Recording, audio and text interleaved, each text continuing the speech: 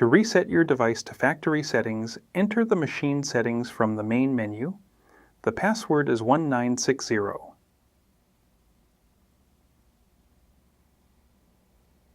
Navigate to the second page and select the Reset to Default option.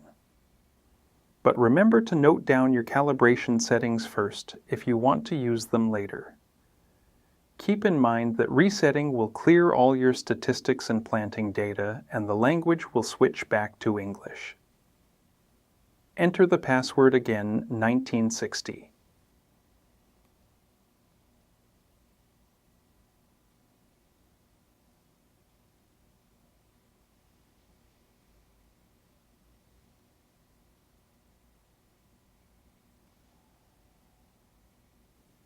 After the monitor restarts, go to Display Settings and select the language you prefer to use again.